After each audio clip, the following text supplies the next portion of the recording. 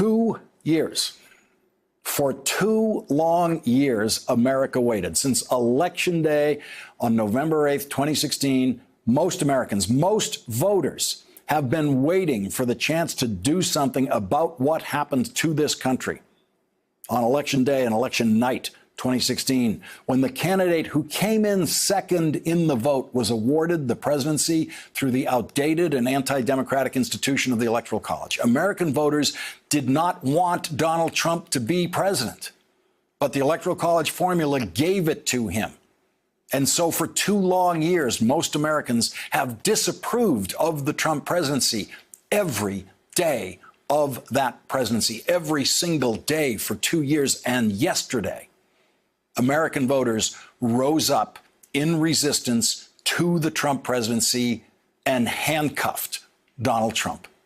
The day after Donald Trump was inaugurated, the resistance to Donald Trump took to the streets, not just in Washington, but around this country and around the world in the biggest worldwide organized protest in history. And last night, that resistance took over the House of Representatives. And today, Donald Trump is clinging to the wreckage of the Trump government and panicking. The Trump government has included the White House and both houses of Congress, and now the Trump government is broken, very broken, because the Democrats have the House of Representatives. And if Donald Trump's newly installed political hack of an acting attorney general takes action against Special Prosecutor Robert Mueller, the Democratic House of Representatives will bring Robert Mueller to testify publicly about exactly how the acting attorney general has interfered with his investigation. And the Democratic House of Representatives will move to impeach the president of the United States for obstruction of justice. They will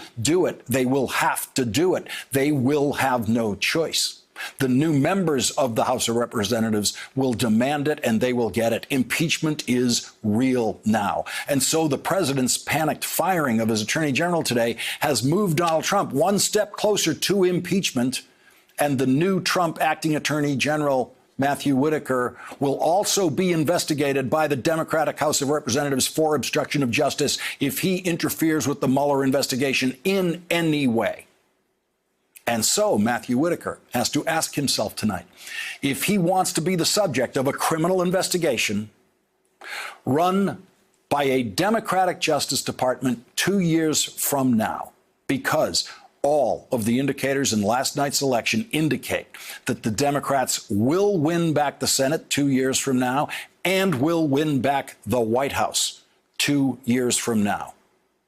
And so there will be a Democratic attorney general 2 years from now.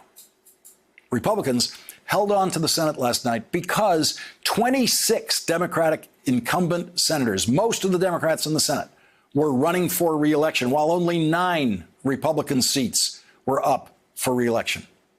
And in the next election, that'll be reversed. Republicans will have to defend 21 seats, while Democrats will be defending only 12. And the lesson that every Republican senator learned last night is that not one of them is safe, not one.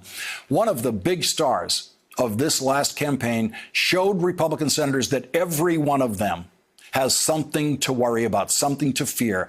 Beto O'Rourke came within 3 points of knocking out a Republican senator in Texas, where the Democrats have not won a Senate election since 1988. They haven't come close since 1988.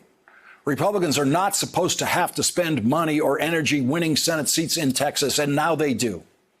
There will be another Senate race in Texas 2 years from now, when John Cornyn seeks re-election. How do you think John Cornyn is feeling tonight? He no longer thinks his re-election is going to be easy. He's taking nothing for granted. No Republican senator can, not anymore. Democrats would have been delirious if Beto O'Rourke won last night. But even if Beto O'Rourke won, the Republicans would still control the Senate with at least 51 Republican senators. And so Beto O'Rourke's campaign was exciting, and it redefined what is possible for Democrats in so many ways in every state in this country. And it certainly created momentum in Texas that helped elect 2 new Democratic House members in Texas who probably would not have had enough Democratic turnout without Beto O'Rourke on that ticket, creating all that excitement in Texas. And so for Democrats who are wondering what happens with a political rock star like Beto O'Rourke after he loses a Senate race in Texas, they can think about what happened to Abraham Lincoln after he lost a Senate race. And they can think about what happened to George H.W. Bush, who lost a Senate race in Texas. And the next political office that he decided to run for was President of the United States. And in that campaign, he won the vice presidential slot on Ronald Reagan's ticket. And after that, he won the presidency. And so for Democrats who were rooting for Beto O'Rourke and want to see more from Beto O'Rourke, the only thing they need tonight is patience. The crisis in American government, the Trump crisis, is a Washington crisis. There is nothing Democratic governors can do to stop Donald Trump. And so for the governing emergency that America has faced for the last 2 years, what really mattered last night is what happened in the Democratic takeover of the House of Representatives. It is a huge victory for the Democrats and for democracy in a country where democracy does not always win, as we saw in the last presidential election. Last night, 51 million votes were counted for the Democrats running for the House of Representatives. 47 million votes were counted for the Republicans.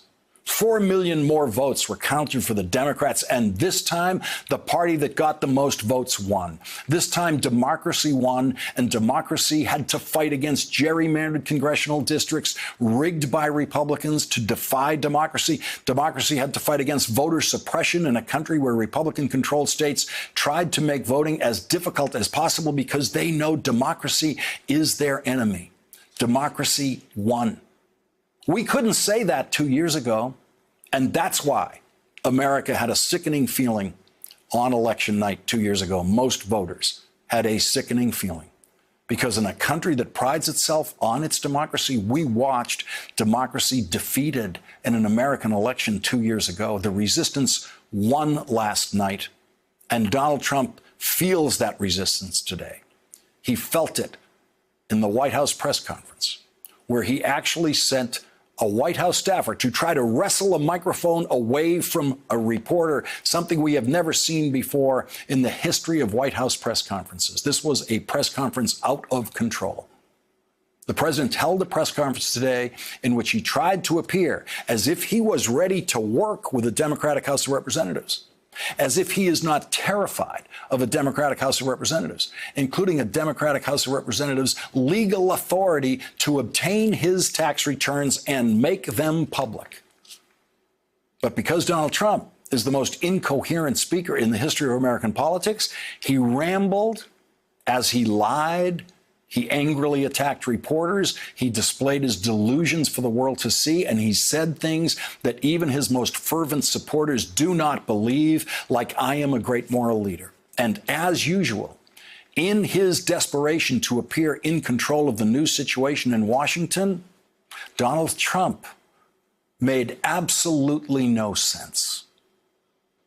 I'm not sure that I should be happy or sad. Mia Love gave me no love. She didn't want to have any embrace. For that, I don't blame her. 2 years is going to go up, and we won't have done a thing. It really could be a beautiful bipartisan type of situation. If they do that, then it's just all it is a warlike posture. Air and water has to be perfect. So environmental is very important to me. For the most part, I'm very, very happy with this cabinet. We're doing a great job. I could fire everybody right now. They're under audit. They have been for a long time. They're extremely complex. People wouldn't understand them. The election's over. Now everybody is in love. They're the ones that cause the division. They cause tremendous division. They will be blamed. Let's impeach them. We're going to impeach Mike Pence. I think I am a great moral leader. And can I be honest with you? Thanks for checking out our YouTube channel. Subscribe by clicking on the button below for more from The Last Word and the rest of MSNBC.